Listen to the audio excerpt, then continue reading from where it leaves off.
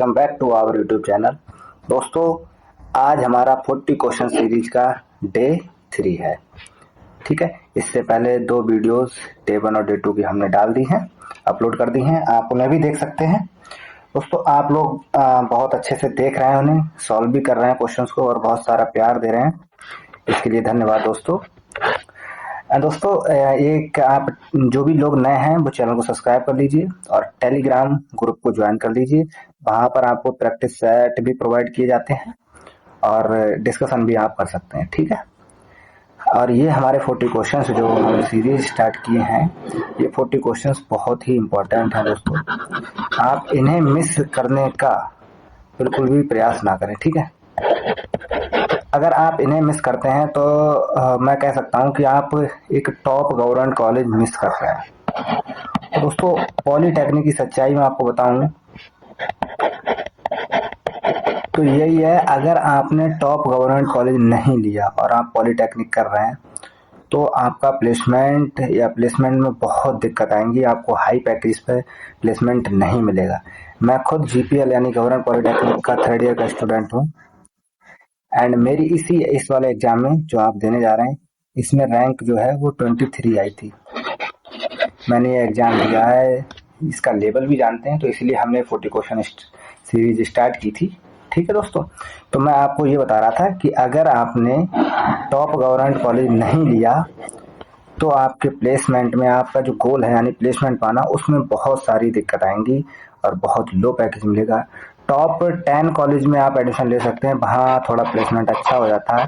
Polytechnic कर रहे हैं तो गवर्नमेंट कॉलेज से ही करें, और गवर्नमेंट कॉलेज दोस्तों मिलेगा पढ़ाई करके। अभी वक्त है, अभी टाइम है, आप कर सकते हैं। इस सीरीज को फॉलो करें। इस सीरीज में से ही मैथ के क्वेश्चन आएंगे, फिजिक्स के क्वेश्चन आएंगे एंड केमिस्ट्री क्वेश्चन आएंगे। मैं ज्यादा नहीं कहता, लेकिन 70 to 90% क्वेश्चंस इसी से फंसेंगे, समझ रहे हैं? तो इस सीरीज को जरूर से फॉलो करें आप। तो चलिए शुरू करते हैं आज। ये हमारा पहला क्वेश्चन है, sine theta equal to 3/5 and theta आपका न्यून कोण है, तो इसकी वैल्यू आपको बतानी है। ठीक है, चलिए साइन थीटा की वैल्यू जो है वो दी रखी है आपको 3/5। दोस्तों, साइन थीटा होता क्या है? साइन थीटा होता है लंब बटे कर्ण। ठीक है, ट्रायंगल बना लो, ट्रायंगल से क्वेश्चन इजी हो जाता है। ठीक है, ये आपका लंब है, ये आधार है, ये आपका कर्ण है। ठीक है, ओके। लंब की वैल्यू अगर हम यहाँ से देखें तो कितनी है? 3। कर्ण की वैल्यू कितनी है? 5। आधार की निकाल के बता दो। कैसे निकालोगे? पाइथागोरस थ्योरम से। किससे? पाइथागोरस थ्योरम से। ठीक, तो ये क्या कहती है? ये कहती है कर्ण का स्क्वायर बराबर होगा लंब के स्क्वायर के प्लस आधार के स्क्वायर। ठीक है, यहां से आप क्या करेंगे? आधार की वैल्यू निकालेंगे। ठीक, आधार की आपको वैल्यू यहां से मिल जाएगी। अब क्वेश्चन क्या पूछ रहा है? क्वेश्चन में सेक थीटा, टेन थीटा, यहाँ पर सेक थीटा और ये टेन थीटा, यानी कि सेक थीटा और टेन थीटा यही इन्वॉल्व हो रहे हैं। सेक थीटा क्या होता है दोस्तों? सेक थीटा आपका कॉज का उल्टा होता है। कॉज क्या होता है? आधार बटे कर्ण। ठीक है, तो सेक थीटा हो गया कर्ण बटे आधार। कर्ण की जो वैल्यू होगी वो आप यहाँ लिखेंगे, आधार की होगी वो लिखेंगे। ठीक है, यहाँ पर लिख देंगे। टेन थीटा क्या होता है? लंब बटे आधार। ठीक, तो इसकी वैल्यू यहाँ लिख देंगे। अब ये इन दोनों वैल्यूज को उठा के यहाँ पर रख देंगे, और ये डिवाइडेड का साइन है, यहाँ पर एडिशन में कर देंगे, यहाँ एक बार सब्ट्रैक्शन कर देंगे, आपको आंसर मिल जाएगा। आंसर क्या है ये आप हमें कमेंट बॉक्स में बताइए। मैं आपको सिर्फ क्वेश्चंस को समझा रहा हूँ ताकि टाइम कम से कम लगे, क्योंकि लॉन्ग वीडियोस हम ही चाहते हैं क्योंकि आप खुद सॉल्व करें। ठीक है, ज्यादा लंबी वीडियो अच्छी नहीं रहती दोस्तों। चलिए नेक्स्ट क्वेश्चन करते हैं। समझ में आया सबके? नेक्स्ट क्वेश्चन, ये प्रायिकता से भी क्वेश्चन पूछ लिए जाते हैं दोस्तों। चलिए, एक सिक्के को एक बार उछाला जाता है, चित आने की प्रायिकता क्या है? बहुत इजी क्वेश्चन है। चित आने की प्रायिकता, चलो आंसर तो 1/2 होगा। ठीक, आप समझ गए होंगे, लेकिन हम प्रॉपर सही तरीके से कराते हैं जिससे आपको इससे अलग कोई क्वेश्चन आए तो आप कर पाए। ठीक है, प्रायिकता, ई फॉर इवेंट, इवेंट होने की प्रायिकता। ठीक है, कोई भी इवेंट होने की प्रायिकता। तो इसका फार्मूला होता है, पहले आप अनुकूल जो परिणाम तुम्हारे अनुकूल जो चाहते हैं आप, अनुकूल परिणामों की संख्या क्या है, अनुकूल परिणामों की संख्या बताइए, अपॉन संभावित परिणाम क्या हो सकते हैं, संभावित परिणामों की संख्या, परिणाम, परिणामों की संख्या, ठीक है। तो बस इतना ही करना था। अनुकूल परिणामों की संख्या, अनुकूल परिणाम में क्या चित, बताओ, एक आपने कॉइन देखी है, उसमें चित, एक चित होता है, एक पट होता है, तो अनुकूल परिणाम तुम्हें चाहिए चित, यानी कि उसकी संख्या एक ही है ना। संभावित परिणाम क्या क्या आ सकता है, हेड और टेल, यही तो आ सकते हैं। संभावित परिणाम वो है आपके पास, तो प्रायिकता क्या हो गई, प्रायिकता हो गई आपकी एक बटे दो। समझ में आया। चलिए इस पर आप एक क्वेश्चन और कर दीजिए। लाइक आपने पासा तो सबने देखा होगा ना, पासा, पासा, चलिए आपको दिखा देते हैं पासा। आ,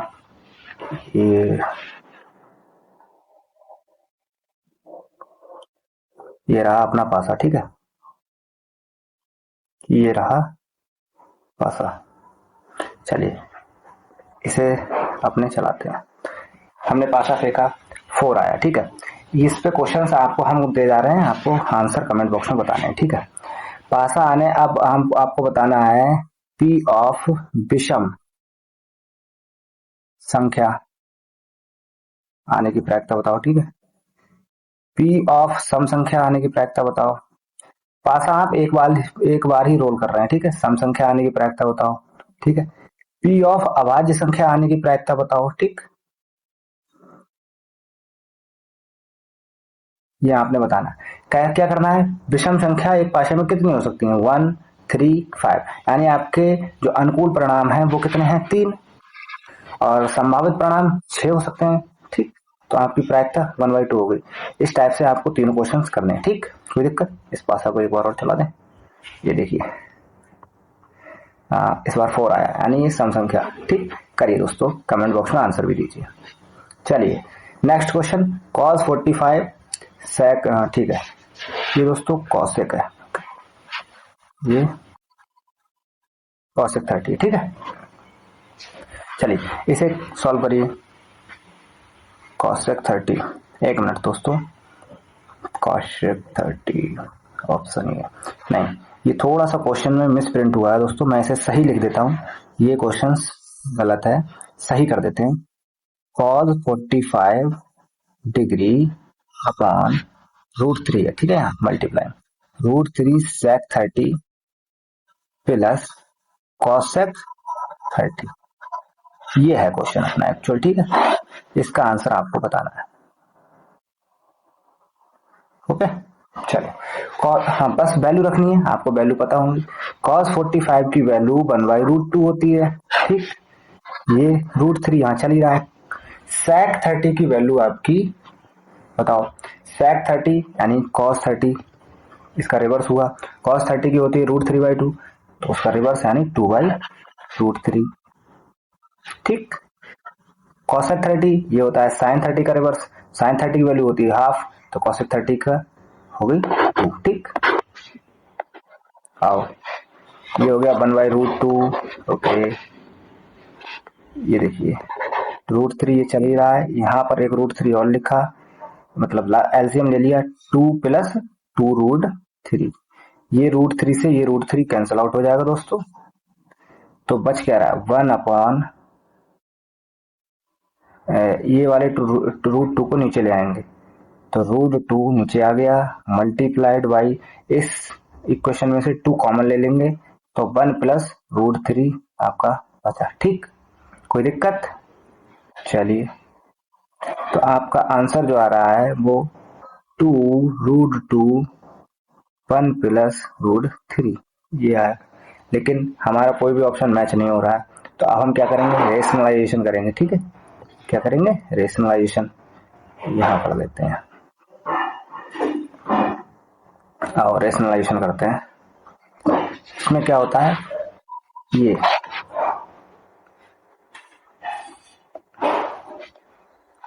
देखिए, इसे थोड़ा सा रिवर्स में लिख देते हैं। चलिए इसे थोड़ा सा सही करके लिखते हैं जिससे हमें रेशनलाइजेशन करने में दिक्कत ना हो। नेक्स्ट स्टेप में लिख देते हैं सही से। ये 2√2, इसे √3+1 लिख दीजिए। ठीक, 1+√3 में आपको माइनस में थोड़ी सी समस्या हो जाती, लेकिन ये आप √3 - 1 से ऊपर नीचे मल्टीप्लाई करेंगे आप।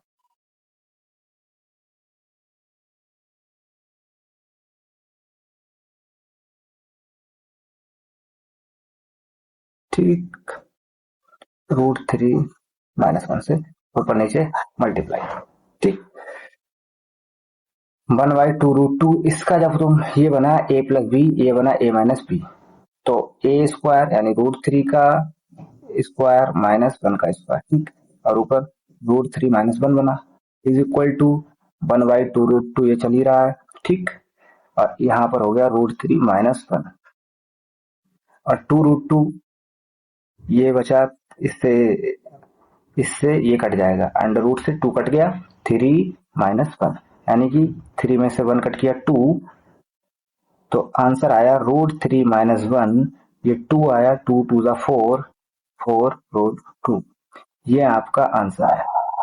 आप ऑप्शन चेक कीजिए कौन सा सही है।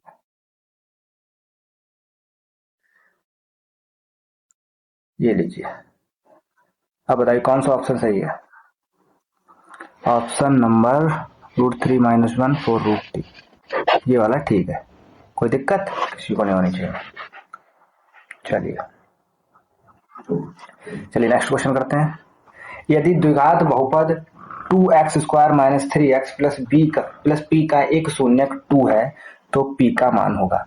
दोस्तों इस fx बहुपद, एक सेकंड,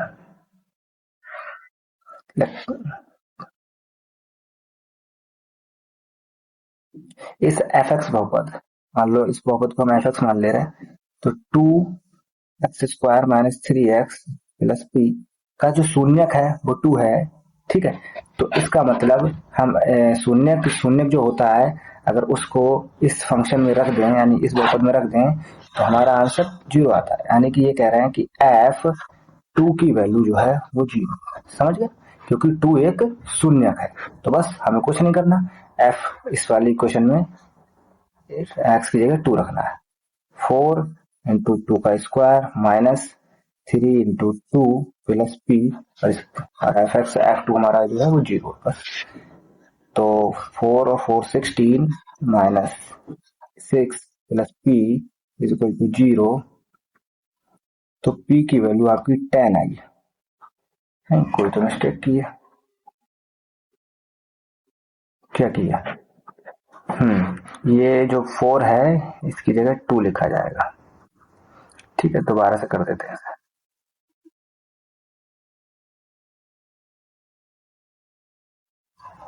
दोस्तों आप समझ ही गए होंगे ना, बस इसमें 2 × 2 का स्क्वायर माइनस 3 × 2 प्लस p ये रखना है, इसकी वैल्यू 0 बराबर होगी। ठीक है, तो p की वैल्यू आ गई आपकी 2 2 4 4 2 8, 8 में से 6 कट करोगे तो 2 प्लस का इधर बचेगा, इधर।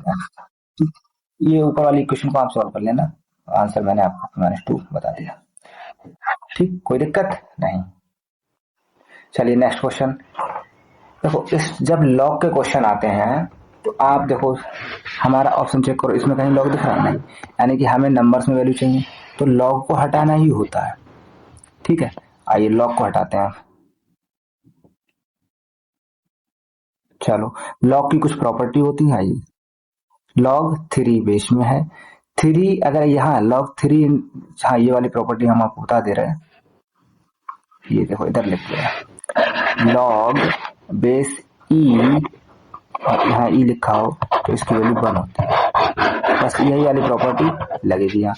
देखो कैसे, log 3 है, 3 की 81 को लिख सकते हैं 3 की पावर 4, ओके, प्लस ये log 4 है और इसे लिख सकते हैं 4 की पावर 3, 64 को लिख सकते हैं, माइनस log 2, और इसे लिख सकते हैं 2 की पावर 5। ठीक, 32 जो होता है वो 2 की पावर 5 की वैल्यू होती है। अब ये वाली प्रॉपर्टी भी आप जानते होंगे, लॉग ई बेस में हो, x to the power n हो, तो एन आगे आ जाता है log e to the power n हो, तो लॉग ई ई अर्थात, और log e into log base e, और ई की वैल्यू होती है 1, यानी कि आंसर इज एन। ठीक, चलो करते हैं, ये जो पावर है वो आगे आ जाएगी, 4 लॉग 3 प्लस 3, ये जो पावर थी वो आगे आ गई, 3 लॉग 4 माइनस 5 लॉग 2। ओके, अब ये लॉग 3 की value 1, 4 into 1 plus 3 into 1 minus 5 into 1। Okay, 4 3 7 minus 5 equal to 2, answer is A. बस लॉग की कुछ प्रॉपर्टीज का यूज हुआ है। ठीक है, चलिए नेक्स्ट क्वेश्चन। एक समांतर श्रेणी का 5वां पद 14 और 12वां पद 35 है, इसका सारवांतर होगा। बहुत ही इजी क्वेश्चन है। ठीक है, चलिए लिख लेते हैं जो डेटा दिया है। 5वां पद यानी T5 term 5 is equal to 5, और है ये 5वां और 14वां, नहीं 5वां पद, सॉरी क्या कर दिया, इसे रिवर्स कर दो। 5वां पद 14, तो T5 की वैल्यू 14 है। ठीक है, और 12वां पद 35, तो T12 की वैल्यू 35, समझ गया ना। T5 को अगर A और D ऐसी कोई हमारे पास एक सारवांतर श्रेणी है जिसका पहला पद A है और सारवांतर D हो, ठीक है, उसके लिए T5 को हम ओपन करेंगे A प्लस 4D से। ठीक, ये फार्मूले से ही होता है, आपने किया होगा 14, इससे ओपन करेंगे A plus 11D equal to 35। ये इक्वेशन 1, ये इक्वेशन 2, दो इक्वेशन है, ए और डी की वैल्यू आप निकाल लेंगे, वहां से डी की क्या वैल्यू आएगी ये आप हमें बताएंगे। ठीक, कमेंट करके, यही आंसर हो जाएगा। नेक्स्ट क्वेश्चन, ट्रायंगल एबीसी में आपका सी जो है वो 90 डिग्री है, tan ए की वैल्यू इतनी दी है, sin बी का मान बताइए। ट्रायंगल एबीसी बनाइए पहले। ठीक है, इसमें सी 90 है, तो ए बी सी, ए वाला जो है 90 हो गया।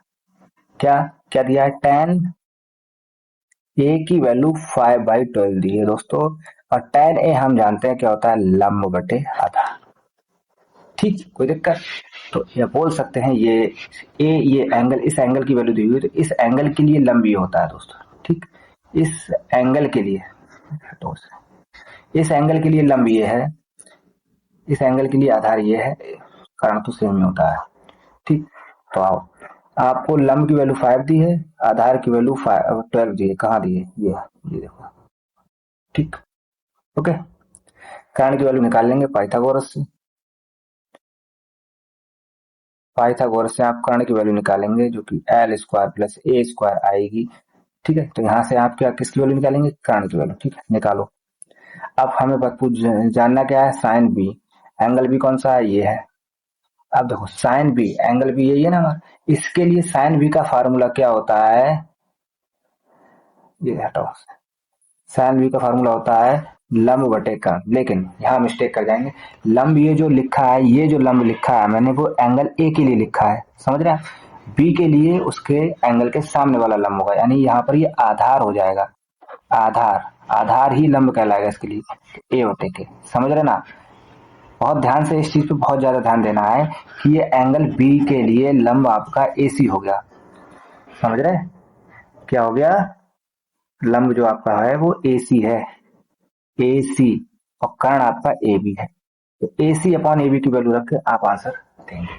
ठीक, कमेंट में बताना इसका भी आंसर। चलिए, 1 minus ten square 45 upon 1 plus ten square 45 plus sine square 60 का मान बताइए। ये भी बहुत इजी है, बस आपको एंगल की वैल्यू पुट कर देनी है। ठीक, चलिए करते हैं इसे।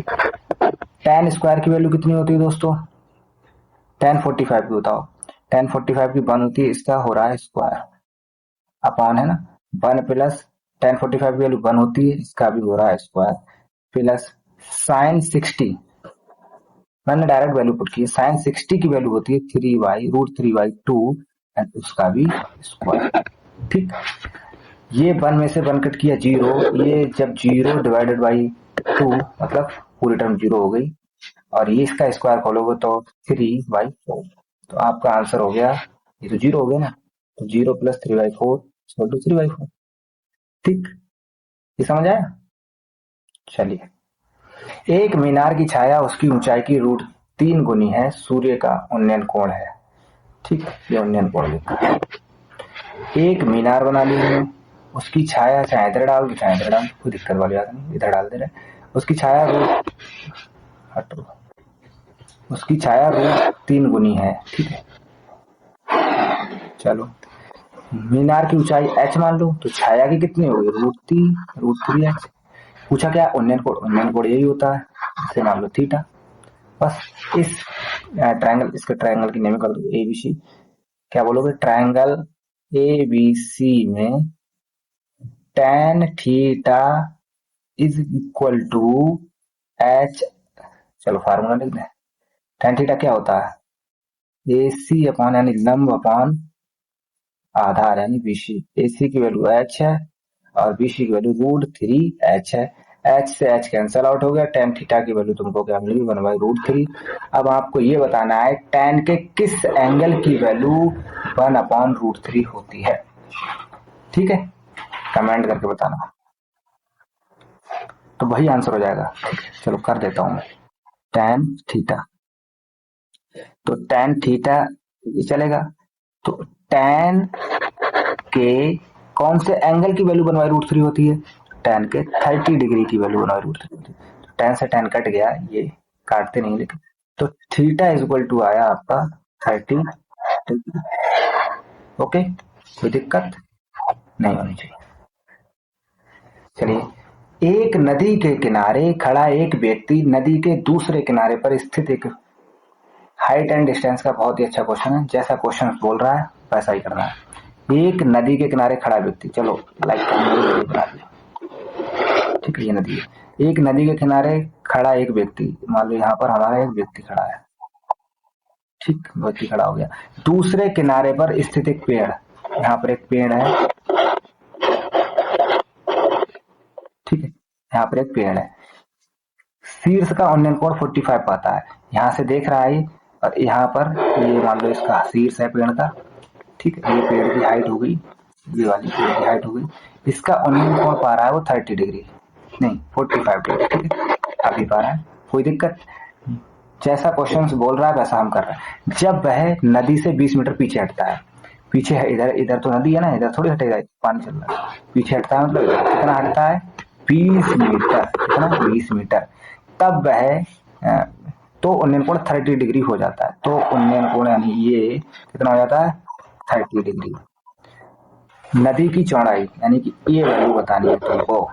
ठीक है, ये वैल्यू बतानी है, इसे हम x मान ले रहे हैं, हमें यही बताना है, इसे x मान ले रहे हैं। और इस पहले तो नेमिंग कर दो, a, ये पॉइंट हो गया b, ये पॉइंट हो गया c, ये पॉइंट हो गया d, ये शीर्ष वाला। ठीक है, चलिए समझ आया, ये मतलब अगर आपने शुरू से ड्राइंग देख रहे हैं तभी समझ में आएगी। चलिए, बीच में अभी यहाँ पर थोड़ा बहुत कंफ्यूजन हो गया होगा। पेड़ की हाइट को हम मान लेते हैं h। ओके, आओ अब करते हैं क्वेश्चन सॉल्व।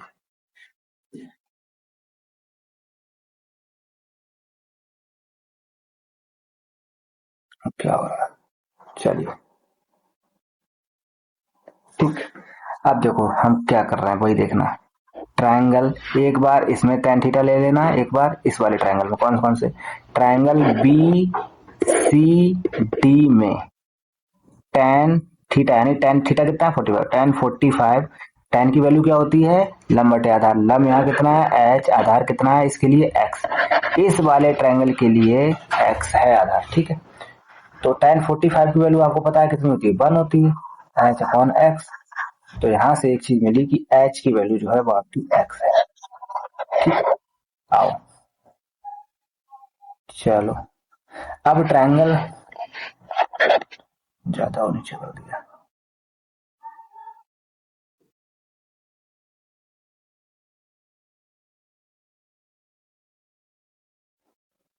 अब ट्राइंगल कौन से में लगाओ, ए सी डी में, पूरा बड़ा वाला ट्राइंगल, ठीक, में टेन थीटा, यानी थीटा कितना है यहाँ पर 30 डिग्री लेने पर क्या लेंगे, लंब बटे आधार होता है, तो डी लंब यानी डीसी बटे आधार, यानी आधार बताओ क्या है, आधार बीसी है, ए बी है या एसी है, आधार पूरा है इस बड़े वाले ट्रायंगल के लिए, एसी हुआ आधार, ठीक है, एसी है ना, समझ रहे हैं। चलिए, डीसी मतलब एच, ओके, डीसी की वैल्यू एच है, एसी को ब्रेक करके लिखाओ, एसी को ब्रेक करके इसे लिख दे ए बी प्लस बीसी लिख दे, कोई दिक्कत, बताओ कोई दिक्कत नहीं है ना। टेन 30 की value 1/√3 is equal to h, ऐसे ही रहने दो, ए बी की वैल्यू 20 दे रखी है क्वेश्चन में, बीसी की वैल्यू एक्स है, ये देखो यहाँ ए बी की वैल्यू 20 और बीसी की वैल्यू एक्स, समझ आया। अभी हमने यहाँ पर ये देखो ये इक्वेशन निकाली h इक्वल टू एक्स, इसमें h की जगह x रख दो, 1/√3 इज इक्वल टू h की जगह x रख दिया 20 प्लस एक्स, ये h की जगह x कैसे रखा है, इससे h इक्वल टू एक्स अभी इक्वेशन से हमने निकाल के, अब इस क्वेश्चन में कुछ नहीं बचा, अब इसे सॉल्व करना है, बस करिए, तो हो जाएगा √3x is equal to 20 plus x, √3x minus x is equal to 20, x जब इसमें से कॉमन लेंगे √3 माइनस 1 इज इक्वल टू 20, तो x is equal to 20 upon √3 minus 1, ठीक है।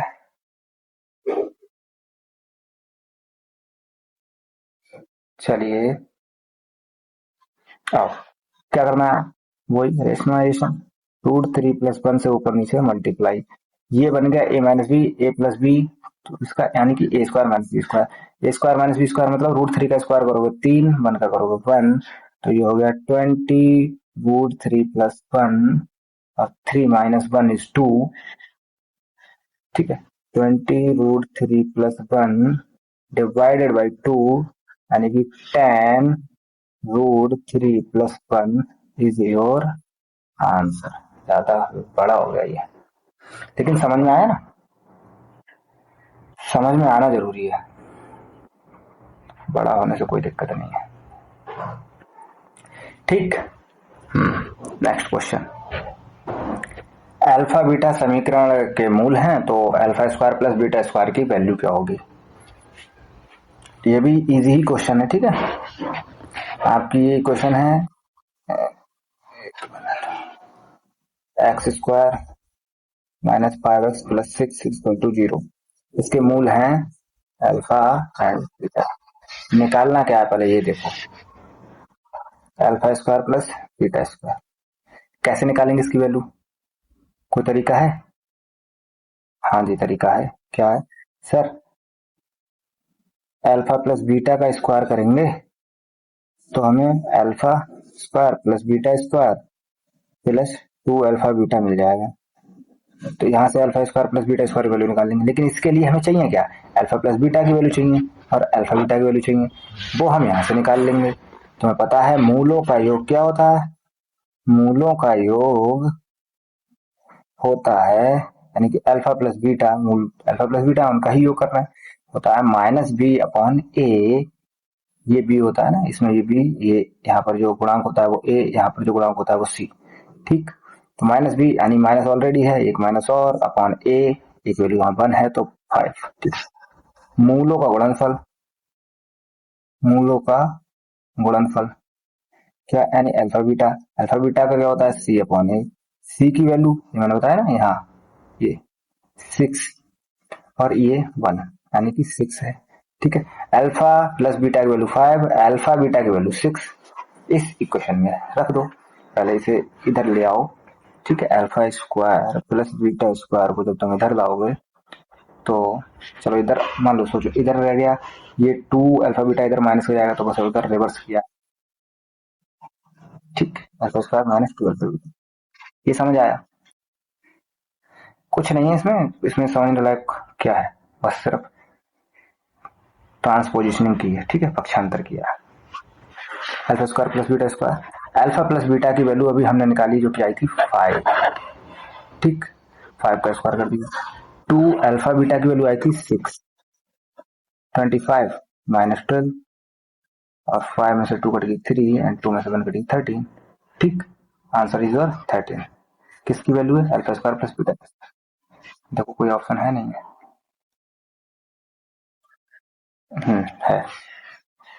Option number A. ठीक, ऑप्शन नंबर ए आपका करेक्ट हो जाएगा।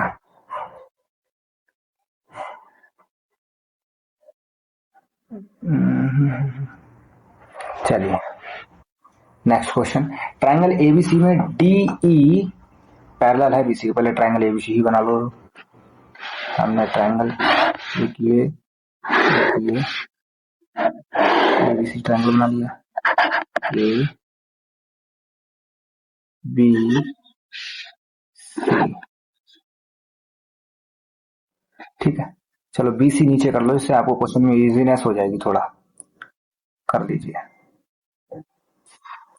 बीसी नीचे करने से थोड़ा सा इजी हो जाएगा, समझ में आसान हो जाएगा बीसी। ठीक है, नेमिंग क्लेचर और कुछ नहीं खास। कह रहे हैं कि डीई हमें नहीं पता क्या डी बीसी के पैरेलल है। बीसी के पैरेलल अब कोई होगी या तो ये होगी या ये होगी। अब बताओ बात अपने ट्रायंगल की कर रहे हैं, इस वाली को लें या इस वाली को लें?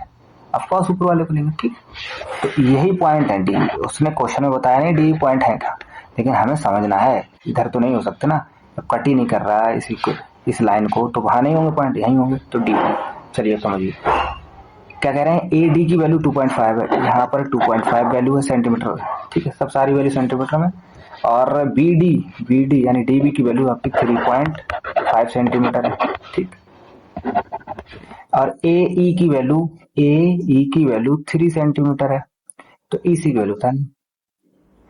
ठीक है, ये आपकी यहाँ पर एक थेल्स थ्योरम जो आपने पढ़ी होगी हाई स्कूल में है, वो लगाना है।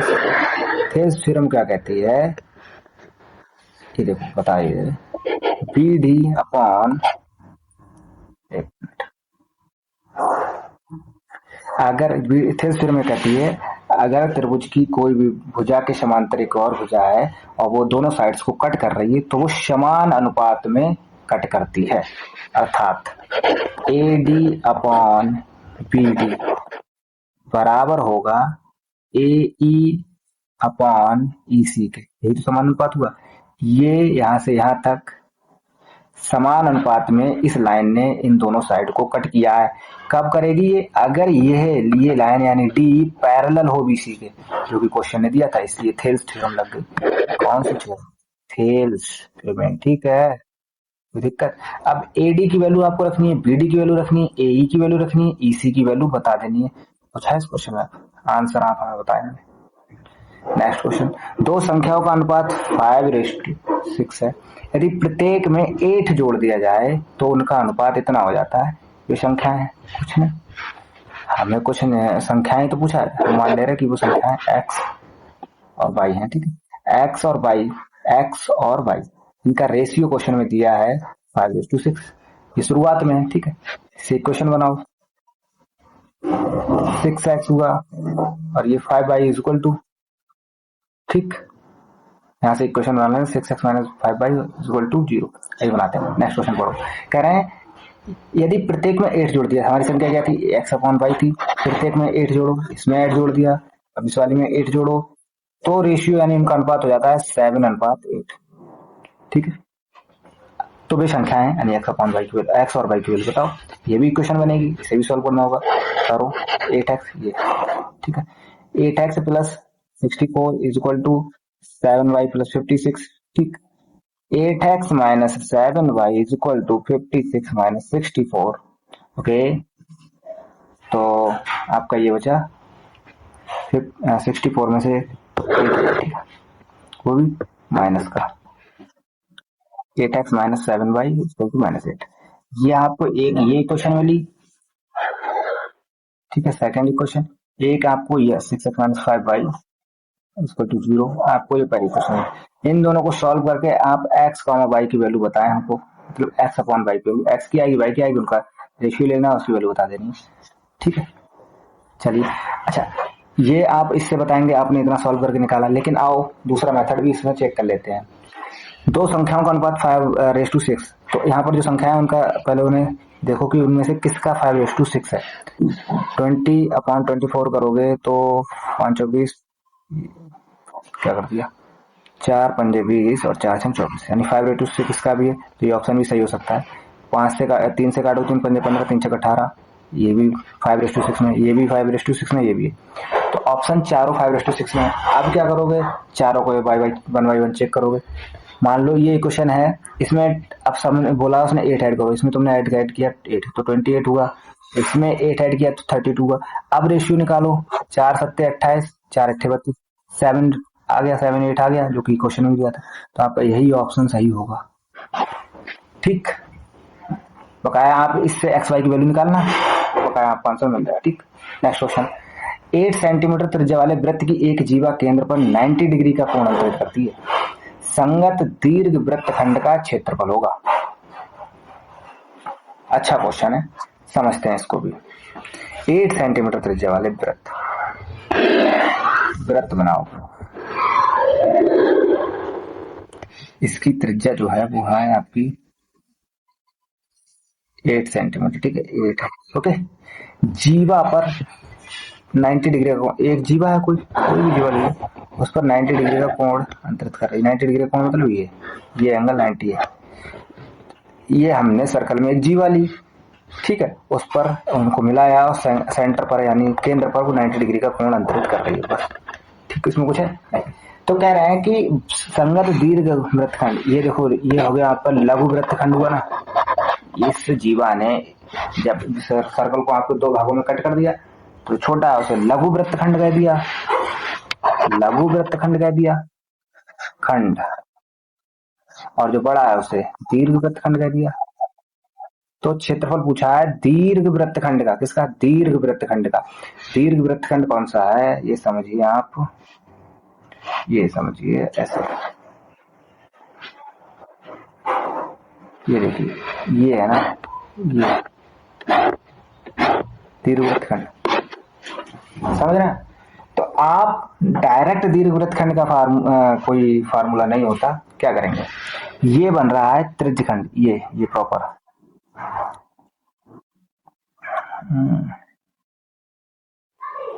ये बन रहा है आपका त्रिज्यखंड, ये छोटा वाला त्रिज्यखंड, ये बड़ा वाला त्रिज्यखंड।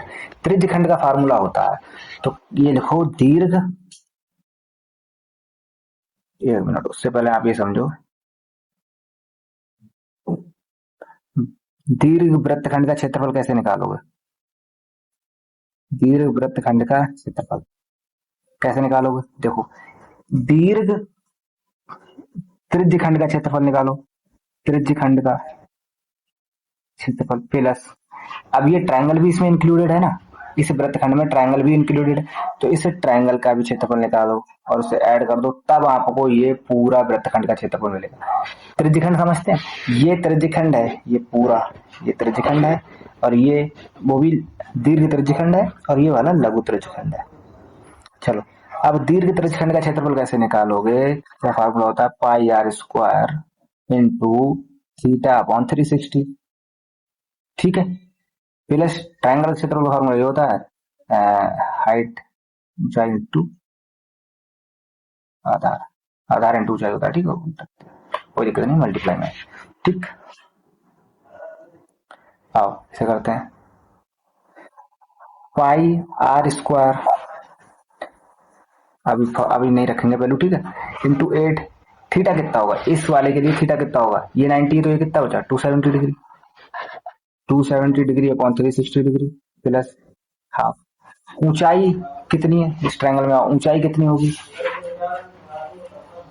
बहुत बेहतरीन बात है, ऐसे समझिए इसे, ये है, ये 90 डिग्री हो गया, ये भी आर है, ये भी आर है, तो आर का मतलब 8 और त्रिज्या, ये भी आर और ये भी आर, ऊंचाई भी आर, आधार भी आर, तो आर स्क्वायर ये हो गया, इधर आर स्क्वायर हो गया, इन दोनों को कॉमन लिया, ठीक, आर स्क्वायर कॉमन लिया तो पाई यहां बचा, इससे ये काटोगे तो 3/4, 9 3 27 और 9 36, ठीक है, तो 3/4 प्लस हाफ, ठीक।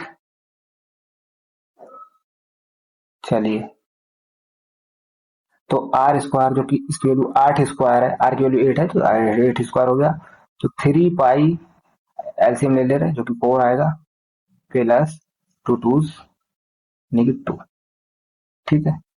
8 into 8 divided by 4, 3 pi plus 2, 4 से कट करेंगे तो 2, 16 इंटू पाई की वैल्यू तुम रखो 3.14 प्लस 2, 16 इंटू 3 चौक 12 और 3 एकम 3 और एक 3 3 3 9 9.32 प्लस 2 करेंगे,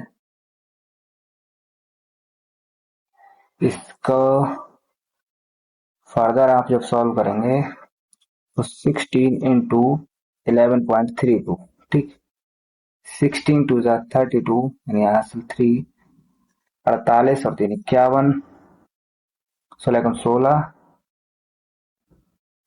16 एकम 16, 16 और 5 होते हैं 21, 16 एकम 16, 16 तो 18 और 2 के बाद पॉइंट लगेगा, 181.12 ये अपना आंसर आया है। ये समथिंग इसके इक्वल है, तो ये ऑप्शन आपका करेक्ट हो जाएगा। थोड़ी सी गलतियां हो सकती हैं इसमें कैलकुलेशन में, देखते हैं कोई मिस्टेक की है क्या। 3 चौक 12, थोड़ा सा आप देख लेना दोस्तों अभी, क्योंकि वीडियो बहुत ही लंबी हो जाएगी। आंसर वही है, थोड़ा सा यहाँ कैलकुलेशन में मल्टीप्लाई वगैरह में थोड़ी सी मिस्टेक हो गई होगी, ठीक है। चलिए आप देख लीजिए, तरीका यही है करने का। ए किसी कार्य को 8 दिन में और बी उसी कार्य को 12 दिन में पूरा कर सकता है, दोनों मिलकर उस कार्य को कितना दिन में पूरा करेंगे। ठीक है, आइए करते हैं। ए किसी कार्य को करता है 8 दिन में, ठीक है, बी उसी कार्य को करता है 12 दिन में, ठीक। अब ये देखो कार्य कितना है, वर्क कितना है, टोटल वर्क निकालो, टोटल वर्क निकालो, टोटल वर्क इन दोनों का एलसीएम होता है जो कि आएगा 24, ठीक है, ऐसे देखो 24 आएगा, ठीक, टोटल वर्क आपको 24 आया। अब इनकी इफिशियंसी निकालो, वो आएगी मतलब ए 8 दिन में 24, एक व्यक्ति मतलब ए व्यक्ति जो है, लाइक ऐसे समझो, ए व्यक्ति जो है वो 8 दिन में 24 कुर्सियां बना रहा है, तो एक दिन में कितनी बनाएगा, 3 बनाएगा ना। ऐसे ही बी व्यक्ति जो है 12 दिन में 24 कुर्सियां बना रहा है, तो एक दिन में कितनी बनाएगा, 2, ठीक। एक दिन इफिशियंसी वही होती है जो एक दिन में तुम करते हो, ठीक है। अब ए प्लस बी मिलकर कितना बनाएंगे, तो ए बी अगर दोनों एक दिन में कितनी कुर्सियां बनाएंगे, 5, बनानी कितनी है, 24, ठीक है, तो कितने दिन में बनाएंगे, ऐसे देखो ए और बी मिलकर एक दिन में कुर्सियां बना रहा है तुम्हारी 5, टोटल कुर्सियां कितनी है 24, तो दिन कितने आ जाएंगे, 24 बटे 5, ठीक है, समझ आया। ए एक दिन में 3 कुर्सियां बना रहा है, बी एक दिन में 2 कुर्सियां बना रहा है, तो ए प्लस बी मिलकर एक दिन में कितनी कुर्सियां बना रहा है, 5 कुर्सियां, टोटल बनानी कितनी है, 24, 24 डिवाइड बाई 5 कर दोगे आपको दिन मिल जाएंगे, ठीक है, बस एक। दो वृत्तों की त्रिज्या 8 सेंटीमीटर और 3 सेंटीमीटर है, उनके केंद्रों के बीच की दूरी 13 सेंटीमीटर है, उनकी त्रियक उभयनिष्ठ स्पर्श रेखा की लंबाई होगी। ये दोस्तों क्वेश्चन थोड़ा हार्ड है, ठीक है, तो ये आपके एग्जाम में नहीं पूछेगा। हम कुछ और डिजाइन करना चाह रहे थे और ये डिजाइन कुछ और हो गया, लेकिन अब जब क्वेश्चन डिजाइन हो ही गया है तो लेकिन मैं इसका आपको तरीका बता देता हूँ, लेकिन ये आपके एग्जाम में नहीं पूछेगा। चलिए थोड़ा सा समझ लीजिए, क्वेश्चन तो क्वेश्चन ही समझना है, आगे काम है। ये 2 सर्कल हैं आपके, ये इसकी रेडियस 3 है, इसकी रेडियस 8 है, इतना ही तो है, इसकी रेडियस 8। क्या कह रहे हैं, एक उभयनिष्ठ त्रियक रेखा, उभयनिष्ठ का मतलब दोनों से होकर जानी चाहिए, वो ऐसी ही होगी। अब इसकी यहां से डिस्टेंस पूछिए, स्पर्श रेखा की लंबाई बताइए, ठीक है।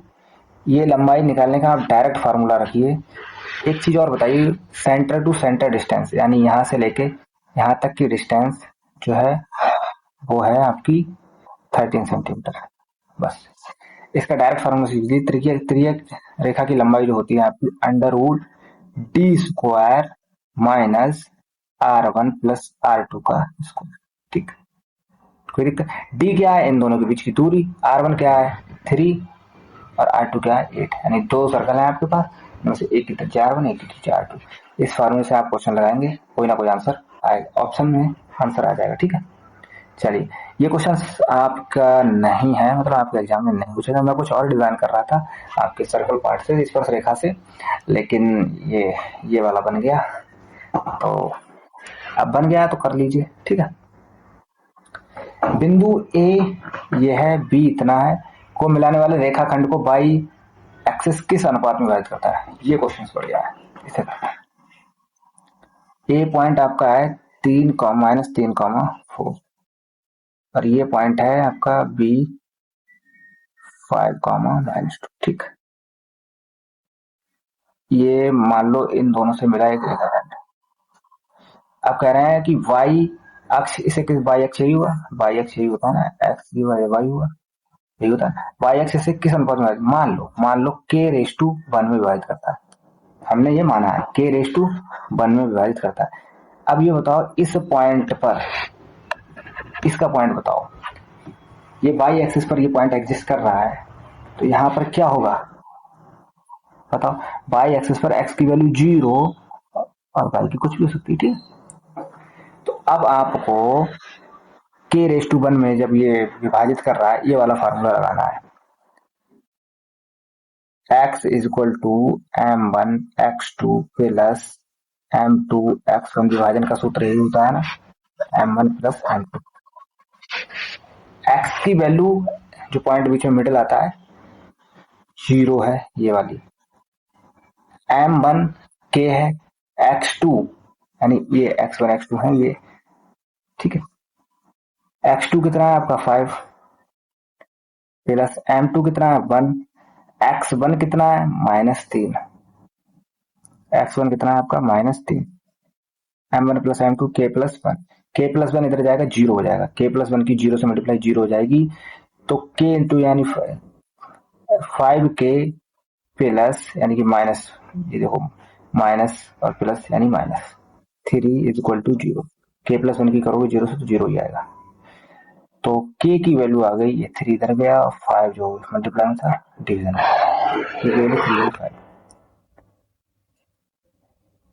k की वैल्यू जब 3/5 आई है और इन्होंने पूछा है किस रेशियो में विभाजित करता है। हमने माना था कि k जो है वो, मतलब जो रेखाखंड है वो k⁻1 में विभाजित करता है। k की वैल्यू आपकी आई 3/5 ये इधर जाएगा 3/5 हो जाएगा। ठीक, कोई दिक्कत? ऐसा जाता नहीं है कुछ, ऐसा जाएगा नहीं, ऐसा समझ लीजिए। रेशियो में आप दोनों साइड मल्टीप्लाई कर सकते हैं। इस साइड आपने 5 से मल्टीप्लाई की, इस साइड आपने 5 से मल्टीप्लाई की, 3 हो गया और ये 5 हो गया, तो 3/5। ठीक, एक शंकु के छिन्नक के सिरों की त्रिज्याएं इतनी है और 7 से मतलब त्रिज्याएं इतनी है तथा ऊंचाई 12 सेंटीमीटर, इसका आयतन होगा। शंकु का छिन्नक तो आप समझते हैं, ये इस टाइप से कुछ होता है। शंकु का छिन्नक मतलब शंकु था, उसमें से कुछ पार्ट हटा दिया, जो बचा वो शंकु का छिन्नक। ये 14 है सेंटीमीटर में, हाइट हमारी 12 है सेंटीमीटर में ही, नीचे वाली त्रिज्या हमारी 7 सेंटीमीटर है। ठीक, कोई दिक्कत? चलिए इसका फार्मूला, आयतन का फार्मूला आपको पता है?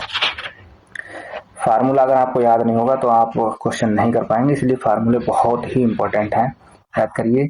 शंकु छिन्नक का फार्मूला होता है 1/3 पाई h r स्क्वायर, यानी बिग वाली जो आपकी रेडियस है वो, और ये r square plus r into, ये होता है आपके वॉल्यूम का फार्मूला। ये r की वैल्यू है, ये स्मॉल r की वैल्यू है और ये आपकी h की वैल्यू है। इस फार्मूले में इन सब वैल्यूज को रखिए और आंसर बताइए। ठीक, एक ठोस बेलन के आधार की त्रिज्या और ऊंचाई का योग इतना है। यदि इसका संपूर्ण पृष्ठीय क्षेत्रफल 1628 सेंटीमीटर स्क्वायर हो तो इसका वक्र पृष्ठीय क्षेत्रफल होगा। पहले तो ठोस बेलन ही बना लो।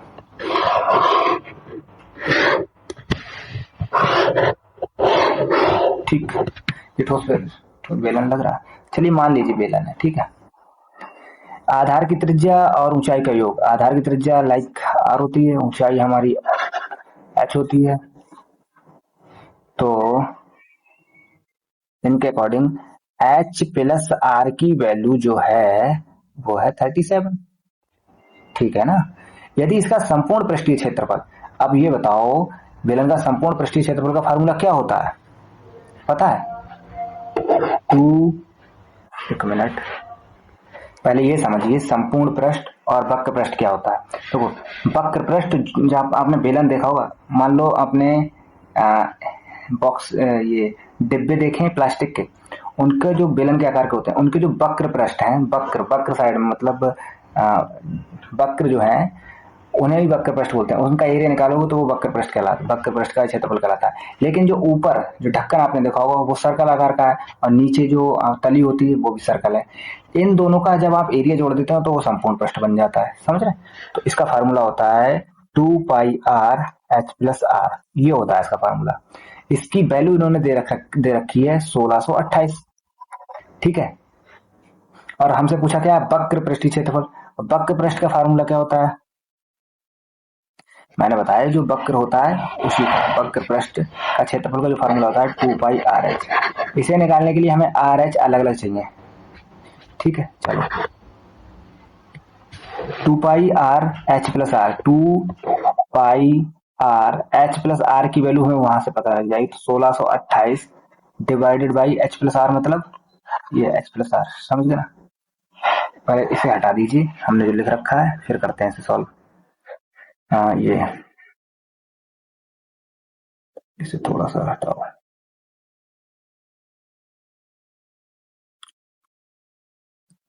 चलो। तो हमें वैल्यू निकालनी है आर की, ठीक। 1628 अपॉन एच प्लस आर की वैल्यू रख दो, 37 है। आप देखना आर रोका है तो इधर ये यहाँ आर रोका है, आर तो 2π डिवाइड में चला जाएगा, 2 इंटू पाई, पाई की वैल्यू ने कहा 22/7 रखो, तो 22/7 यानी 22/7 जो यहाँ रखेंगे वो ऊपर चला जाएगा, तो बटे 7, ठीक। कोई दिक्कत नहीं है। इसे अब सॉल्व करो, कट करो, मतलब देखो 2 से कट किया तो आया 814, ठीक है। 814 आया, मतलब अलग से लिख ले रहे से, ये आया 814 इंटू 7 अपॉन 37 इंटू 22, ठीक है,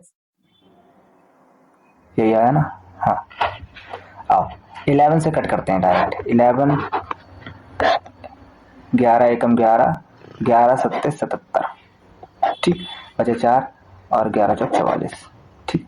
37 से 74 2 टाइम्स में कट जाएगा, 2 से ये 2 कट गया, आर की वैल्यू जो आई वो आई 7, ठीक है।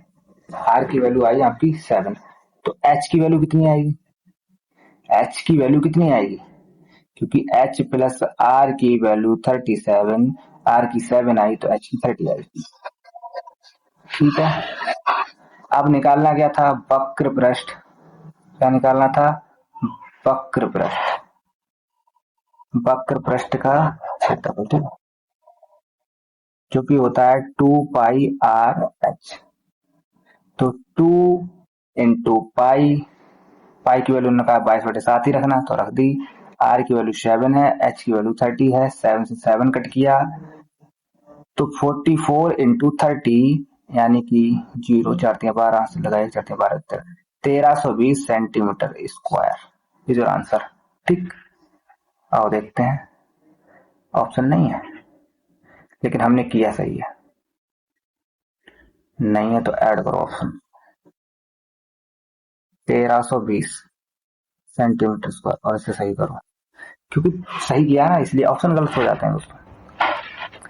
एग्जाम पेपर में नहीं होंगे, जो मैं बनाता हूँ तो थोड़ा बहुत ज्यादा वर्क हो गया है, वर्कलोड के कारण कभी कभी मिस्टेक हो जाती है, ठीक है। चलिए इस क्वेश्चन को सही कर देते हैं,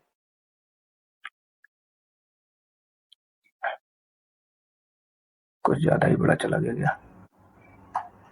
ओके, नाउ नेक्स्ट क्वेश्चन, निम्नलिखित बारंबारता सारणी का बहुलक ज्ञात कीजिए। ये क्वेश्चंस भी आपके एग्जाम से उठाया गया था, PYQ से आया है, ठीक है। चलिए इस क्वेश्चंस को अपने अब देखते हैं। ये देखो क्या है, देखो बहुलक वर्ग तुम्हारा वह होता है जिसकी बारंबारता सबसे ज्यादा। देखो तो बारंबारता ये देखो इस प्रकार के आंकड़े दिए हुए हैं तुमको। ये एक सारणी थी, सारणी आई नहीं, इस प्रकार से ये एक टेबल थी, ठीक है। इसमें अभी देखो सबसे ज्यादा बारंबारता कौन से वाले वर्ग की है, तो सबसे ज्यादा बारंबारता ये 20 यहाँ पर है ना, इस वाले वर्ग की है। तो फार्मूला हमारा क्या होता है, फार्मूला बहुलक निकालने का क्या होता है, बहुलक यानी मॉड, ठीक है, मॉड। फार्मूला क्या होता है, L plus F1 minus F not upon 2F1 minus F not minus F2 multiplied by H, ठीक।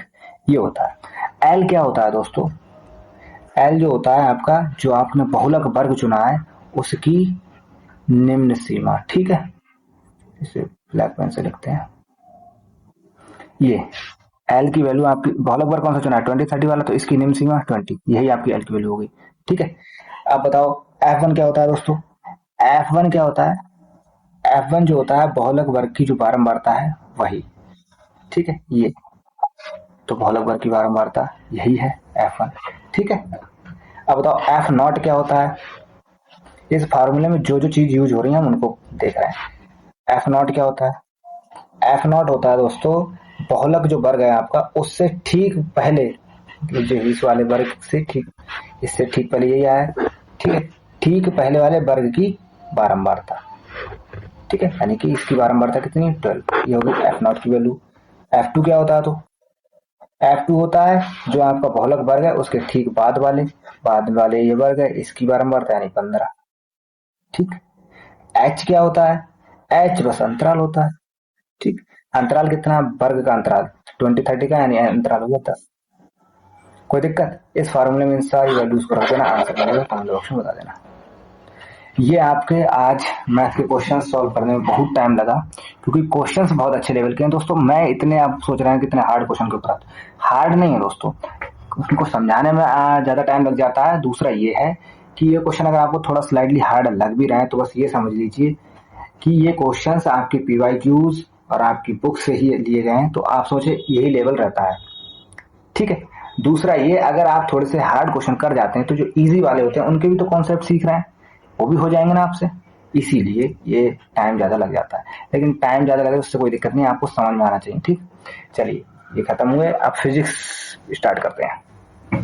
किसी भौतिक राशि का विमीय सूत्र ml2t-2 है, तो ये राशि है, हो सकती है। अगर आप 12th किए होंगे तो ये क्वेश्चन आपने बता चुके होंगे, ठीक है। लेकिन अगर वही आप हाई स्कूल के बाद तैयारी कर रहे हैं तो ये समझने में आपको थोड़ी सी दिक्कत होती है, एम क्या है, एल क्या है, टी क्या है। तो उनके लिए बताऊं, ये मूल मात्रक जो आपने पढ़े हैं, मूल मात्रक को बस इनसे डिनोट किया गया है, ठीक, बस इतना ही है और कुछ नहीं है, ठीक है। चलो अब बताओ बल का करते हैं तुम्हारे लिए। बल का फार्मूला क्या होता है, एफ इजक्वल टू, एक minute, F is equal to m a, ठीक। कार्य का क्या होता है, कार्य होता है यानी डब्ल्यू बल गुणा बल की दिशा में विस्थापन, विस्थापन को डी से लिखते हैं। शक्ति का क्या होता है, पावर इज इक्वल टू, आपका शक्ति का जो फार्मूला होता है वो कार्य करने की क्षमता यानी डब्ल्यू अपॉन टी, ठीक है। संवेग का जो मात्रक होता है p is equal to m b, ठीक है, द्रव्यमान इंटू वेग, ये फार्मूले होते हैं। इन फार्मूले से मात्रक बनाओ, मात्रक से विमा निकालो, बस 10th वालों के लिए यही है। आप इसी तरीके से कर सकते हैं, एम बी। चलो मात्रक बनाओगे तो एम का यानी एम फॉर मास, और मास का मात्रक क्या होता है, किलोग्राम, केजी, चलो हिंदी में किलोग्राम। ए का मीटर पर सेकेंड स्क्वायर, ठीक है। इसका इस वाले का एफ इंटू डी का बल का होता है आपका, ये बल का ही मात्रक ऊपर बल का लिखा गया है, इसमें बस डी से मल्टीप्लाई कर देना है, किलोग्राम मीटर पर सेकेंड स्क्वायर इंटू डी यानी कि मीटर, ठीक। अब इसी वाले फार्मूले को देखो, देखो किलोग्राम मीटर और मीटर मल्टीप्लाई में तो मीटर स्क्वायर और सेकेंड स्क्वायर वो भी नीचे। अब दोस्तों 10th वालों को बता दूं, किलोग्राम को हम लिखते हैं एम से, मीटर को लिखते हैं एल से, और टाइम को लिखते हैं टी से। बस इतना ही है। किलोग्राम को हम लिखते हैं एम से, मीटर को लिखते हैं एल से, लेकिन इसकी स्क्वायर तो इसका भी कर दिया, ये हो गया, ये लगा। सेकंड को लिखते हैं टी से, समझ रहे हो? तो एम एल टू और इस टी स्क्वायर को, ये बटे में है जो, ऊपर लाएंगे तो जो इसकी पावर है वो नेगेटिव हो जाएगी बस। तो यही आपका सही है। इस प्रकार से आप ये दोनों भी कर सकते हैं, लेकिन मुझे बस यही समझाना था कि एम को डिनोट करते हैं किलोग्राम से, एल को डिनोट करते हैं एम मीटर से, टी फॉर टाइम यानी सेकेंड। ठीक है, तो आपका सही ऑप्शन ये हो गया। कार्य की विमा होती है। एक वर्नियर कैलिपर का मुख्य स्केल अल्पतमांक 1 mm है और वर्नियर स्केल पर 10 भाग मुख्य स्केल के 9 भागों के बराबर है। इसका अल्पतमांक होगा, यानी लीस्ट काउंट पूछा है। लीस्ट काउंट में बस यही है एक formula, least count of vernier, Hindi में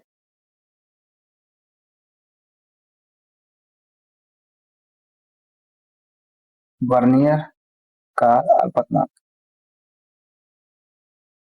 अल्पतमांक। ठीक है, ये समझिए। अल्पतमांक निकालने के लिए जो आपको मुख्य पैमाने दिया उसका अल्पतमांक लिख दो, मुख्य पैमाने का अल्पतमांक लिख दो, मुख्य पैमाने का अल्पतमांक लिख दो, अपॉन भागों की संख्या लिख दो, वर्नियर स्केल पर भागों की संख्या, वर्नियर स्केल यानी पैमाने पर भागों की संख्या, भागों की संख्या। मुख्य पैमाने का अल्पतमांक कितना है? 1 mm है। वर्नियर स्केल पर भागों की संख्या कितनी है? 10, तो 10, इसका जो अल्पतमांक निकलेगा 0.2 mm आपके वर्नियर का अल्पतमांक आ गया। इतना ही था इस क्वेश्चन में। ठीक है, ये फार्मूला होता है, ये आपको पता होना चाहिए। एक गेंद को ऊर्ध्वाधर ऊपर की ओर 30 मीटर पर सेकंड के वेग से फेंका जाता है, वह अधिकतम कितनी ऊंचाई तक जाएगी? बताओ। ये भी इजी क्वेश्चन है, इसमें हम इक्वेशन ऑफ मोशन का यूज कर रहे हैं। ठीक है, चलिए। एक गेंद, ये मैदान है, हमने यहाँ से गेंद एक व्यक्ति है, उसने गेंद उछाली ऊपर को 30 मीटर यानी यू और 30 मीटर पर सेकंड के वेग से फेंका जाता है। अधिकतम कितनी ऊंचाई तक? अधिकतम ऊंचाई वही होगी, आपने कभी गेंद को फेंका है उसके बाद वो ऊपर जाती जाती जाती है, बाहर रुक जा, एक जस्ट एक पॉइंट के लिए अपनी वेग की दिशा को बदलती है, नीचे को ऊपर जा रही थी अब वो नीचे आने लगती, तो इस पॉइंट पर बी 0 होगा। ठीक है, और हमें अधिकतम कितनी ऊंचाई यानी ये एस। ठीक है, यही बताना है। आओ, question of motion, v square और u स्क्वायर प्लस 2s। ठीक, इसे लगाते हैं, v की वैल्यू, u स्क्वायर कितना है? 30 का स्क्वायर प्लस 2 इंटू ए नेगेटिव लगेगा क्योंकि नीचे से फेंका है। ठीक है, ए की वैल्यू उन्होंने कहा है 10 रखो, हम 10 रखेंगे। ठीक है, -10 और एस निकालना है। ठीक है, इस वाली टर्म को इधर ले आओ, तो ये हो गया एस निकालना है ना, तो एस, ठीक है, इंटू 20 इज इक्वल टू 30 का स्क्वायर करोगे तो 900, और एस की वैल्यू निकालोगे तो 900 अपॉन 20, 45। ठीक है, कोई दिक्कत? 45 मीटर, तो अधिकतम ऊंचाई 45 मीटर हो जाएगी। लो, एक अवतल दर्पण के सामने वस्तु को फोकस और ध्रुव के बीच रखा गया है, प्रतिबिंब की प्रकृति होगी। कौन सा दर्पण है? अवतल। ठीक, पी हो गया, एफ हो गया, इसके बीच वस्तु कहीं यहाँ है, लाइक मान लो ये वस्तु है, इससे प्रकाश की किरण ये गई, समानांतर है इसके। ठीक है, इसके समानांतर है, तो कहां से जाएगी? फोकस से जाएगी। ठीक है, एक हम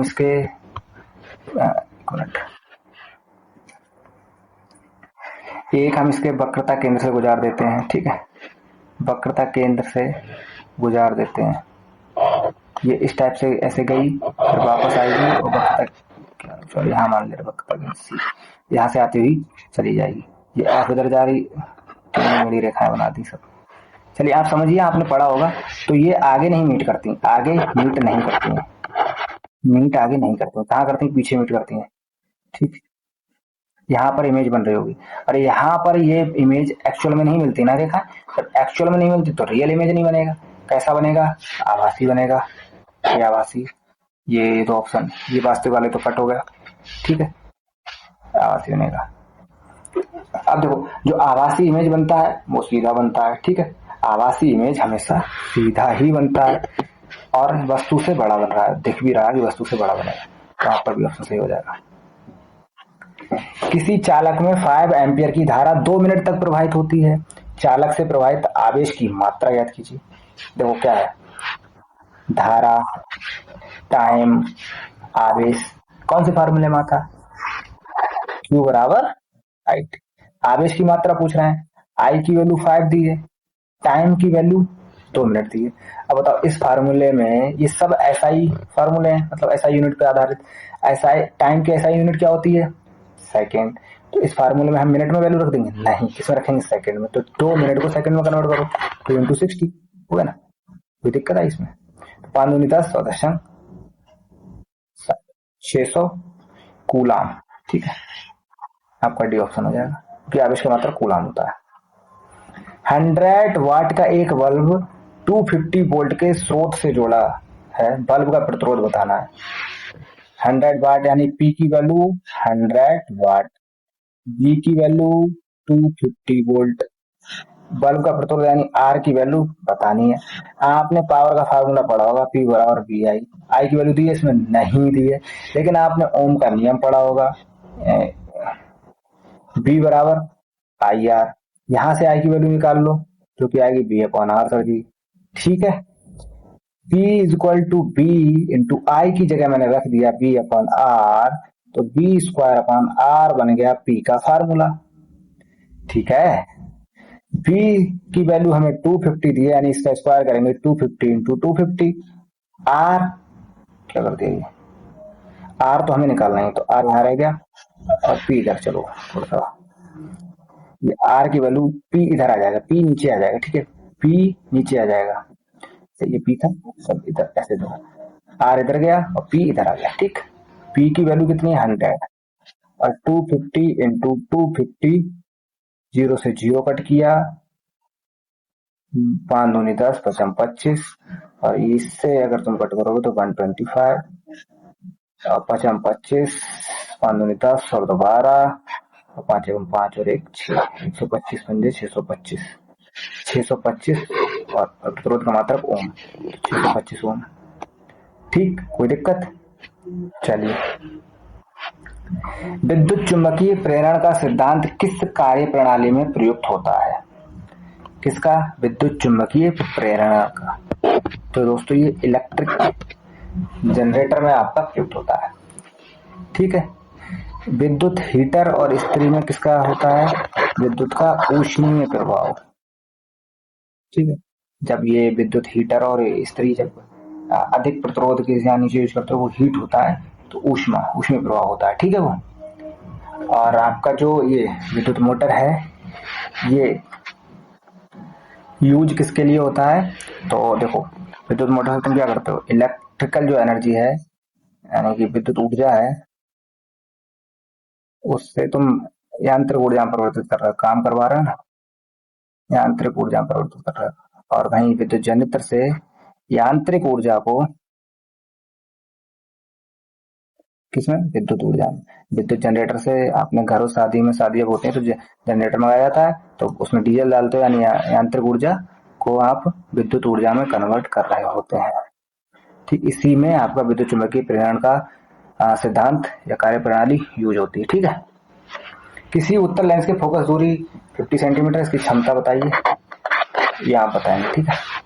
और क्षमता बता सकते हैं, ये क्वेश्चन कल भी था, मतलब ये नहीं था, डेटा चेंज था, लेकिन पूछ यही रहा था, ठीक। दूरदृष्टि दोष में व्यक्ति को स्पष्ट दिखाई नहीं देता है। दूरदृष्टि दोष में, देखो दोस्तों, दूरदृष्टि दोष में यह है, दूरदृष्टि दोष आप समझ रहे होंगे, दूर का नहीं दिखाई देगा, लेकिन नहीं, दूरदृष्टि दोष में आपको दूर की वस्तुएं, देखो दूरदृष्टि दोष में आपको दूर की वस्तुएं अच्छी दिखाई देती हैं, दूर की वस्तुएं स्पष्ट दिखाई देती हैं, निकट की नहीं देती। तो क्या पूछा? स्पष्ट दिखाई नहीं देता क्या? पास की वस्तुएं, ठीक।